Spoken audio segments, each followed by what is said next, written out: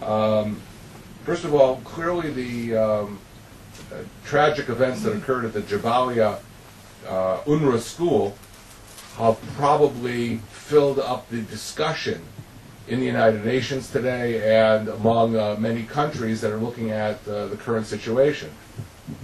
I have to say, however, that more and more evidence is coming out which seems to give credibility to Israel's argument that what happened in that school, in the UNRWA school, was a result of mortar fire by a Hamas cell against Israeli forces and Israeli counter-battery fire against that mortar unit.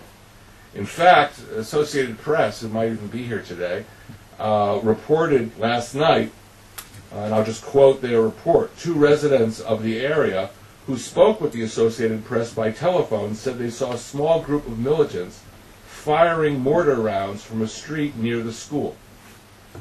So there seems to be local evidence, which a very brave AP stringer managed to get out of the Gaza Strip, that supports that, and also Israel's recent experiences with UNRWA. Some of you might remember that on October 31st, 2007, the Israeli Air Force photographed the firing of mortars from an UNRWA school in Beit Hanun, that's in the northern Gaza Strip. Well, Israel just didn't leave it there, having this photographic evidence. It took it to Secretary General Ban Ki-moon in New York, basically arguing, why are you allowing UNRWA schools to be militarized and become a base of activity against the state of Israel or against Israeli forces?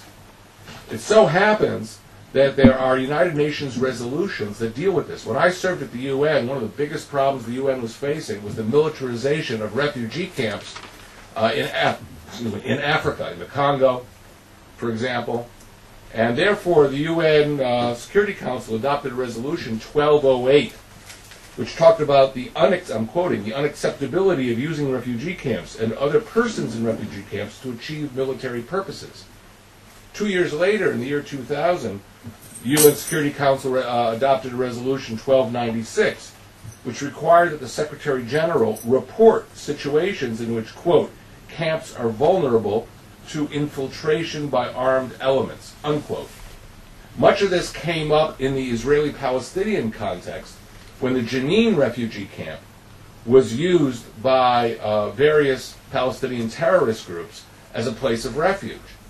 And in fact, at the time, U.S. congressmen were writing to the Secretary General, at that time Kofi Annan, complaining about the militarization of Palestinian camps and the fact that the UN had done nothing to stop it. So I definitely believe that this background will be part of the discussion in New York. You should know that after Israel wrote in November of 2007 to Secretary General Ban Ki-moon requesting an investigation, Secretary General said the matter in the Beit Hanun UNRWA school would be investigated.